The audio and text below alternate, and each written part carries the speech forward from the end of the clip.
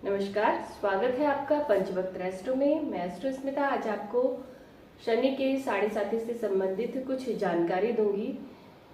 अक्सर लोग इस बात को सुन के डर जाते हैं कि उनकी शनि की साढ़े साथी चल रही है, और ये स्वाभाविक भी है क्योंकि जब भी शनि की साढ़े साथी आती है व्यक्ति के आभा मंडल में नेगेटिविटी आ जाती है।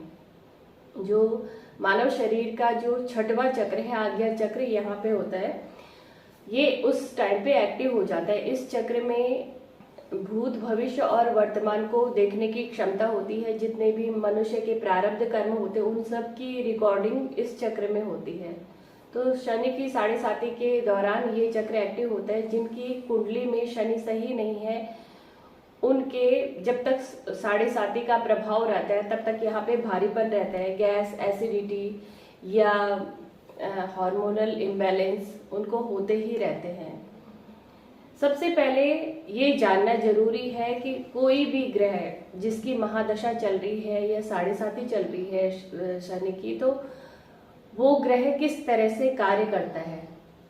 जब हमें इस बात का पता लग जाता है कि किसी ग्रह का स्वभाव क्या है और हम उसके अनुकूल कार्य करें, उसके अनुरूप हम कार्य करते हैं, तो बहुत सारे जो प्रॉब्लम है, जो उसके जो दुष्प्रभाव होते हैं, हम उससे बहुत हद तक बच जाते हैं और उसकी जो अच्छाई रहती है, उसकी जो पॉजिटिविटी रहती है वो हमें मिलती है।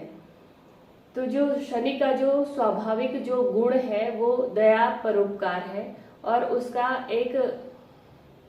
एक स्वभाव है शनि का, वो है अनुशासन प्रियता।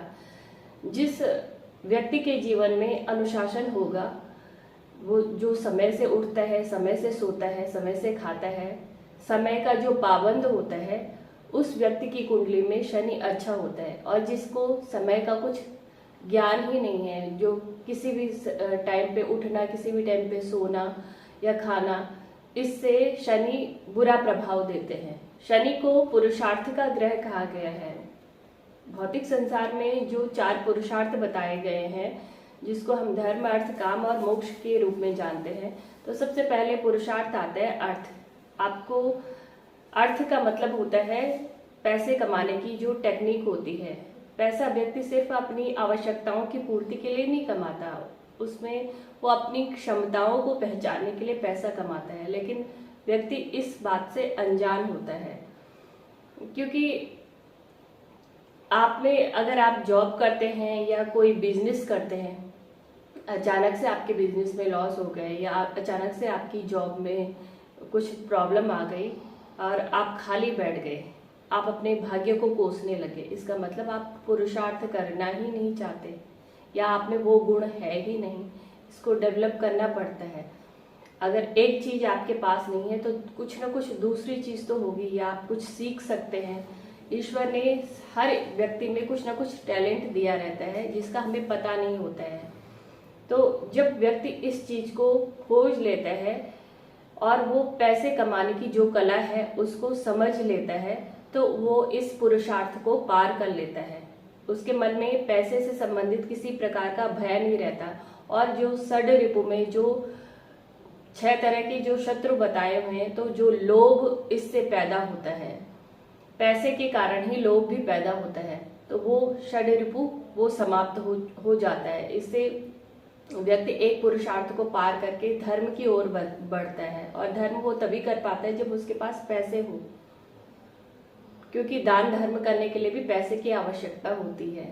और धर्म के कारण ही व्यक्ति के जो भौतिक सुख है उनमें वृद्धि होती है, इसलिए उसको धर्म करना आवश्यक है।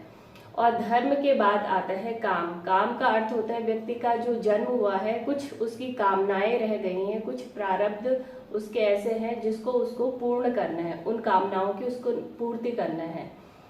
तो वो कामनाएं जायज होनी चाहिए। जब वो उनकी पूर्ति कर लेता है तो उसके मन में कोई अन्य विचार नहीं रहता, वो उसके बाद वो मोक्ष की तरफ बढ़ता है। मोक्ष का अर्थ होता है कि जो अभी तक जितने भी भौतिक सुख उसने भोगे हैं, उसने पैसे भी कमाए, धर्म कार्य भी किए, कामनाओं की पूर्ति भी की, लेकिन अंत में उसको इस चीज का ज्ञान होना चाहिए, अंत मृत्यु है। और अभी तक उसने जो कुछ भोगा है वो सब कुछ नश्वर था। जब वो इस बात को अपने मन, मस्तिष्क और आत्मा में बिठा देता है तो वो धीरे धीरे करके विरक्त होता जाता है। जो भौतिक संसार है उन बातों से वो धीरे धीरे अपने स्वयं को विरक्त करता है और मोक्ष की तरफ बढ़ता है। शनि की 7.5 के दौरान व्यक्ति के जो आभामंडल रहता है वो नेगेटिव रहता है, और इसीलिए हम किसी भी व्यक्ति को ज्योतिषीय उपाय के तौर पे मंदिर जाने के लिए सजेस्ट करते हैं कि आप हनुमान मंदिर जाइए या शनिदेव के मंदिर जाइए। इससे उनकी प्रदक्षिणा करने से उनकी आभा मंडल में एक पॉजिटिविटी आ जाती है, लेकिन इस प्रोसेस में टाइम लगता है। इसका मैं बहुत ही सरल उपाय आपको बताती हूँ कि जब भी आप घर में पूजा करते हैं, क्योंकि अगर किसी की शनि की 7.5 चल रही है और उसकी कुंडली में शनि अच्छा प्रभाव नहीं दिखा रहे हैं, तो पूजा करते हुए ही व्यक्ति को एंजाइटी, डिप्रेशन होने लगता है, उसका मन ही नहीं लगता। तो उसका जो पूजा करते हुए मन लग जाए और उसका जो आभा मंडल है उसमें एक सकारात्मकता आ जाए, इसके लिए एक बहुत ही रामबाण उपाय है। आप गले में 2 मुखी, 10 मुखी और 14 मुखी रुद्राक्ष उस समय पे धारण कीजिए। और जब भी आप किसी भी देवी देवता की पूजा करते हैं, जिसको भी आप मानते हो, उसके पहले अगर आप देवी को मानते हो तो देवी का कवच पढ़िए, या श्री हनुमान जी को मानते हैं तो श्री राम रक्षा स्तोत्र पढ़िए, या भगवान विष्णु को मानते हैं तो श्री विष्णु सहस्त्र नाम का पाठ कीजिए।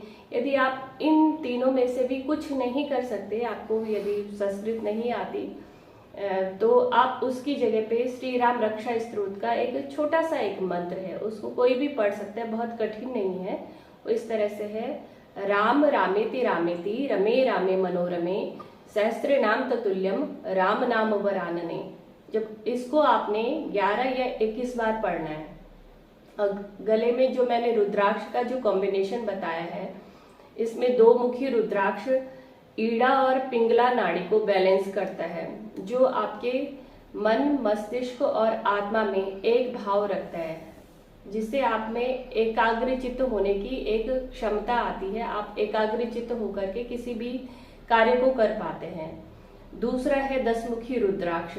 तो जब भी शनि की 7.5 आती है, जब आपका ऑरा नेगेटिव होता है, तो उसी टाइम पे अगर किसी ने आपके लिए कभी कुछ गलत बोला हो, आपको कोई बददुआ दी हो किसी भी तरह से, तो ये चीजें तभी फलीभूत होती हैं। तो इस चीज से बचाने के लिए, क्योंकि 10 मुखी रुद्राक्ष किसी भी तरह की अलावला हो या किसी ने आप पे तंत्र प्रयोग किया हो, टोना टोटका किसी भी तरह का किया हो, तो ये रुद्राक्ष उससे व्यक्ति की रक्षा करता है। ये महाविष्णु का रुद्राक्ष माना जाता है और 14 मुखी रुद्राक्ष को श्री हनुमान कवच माना जाता है।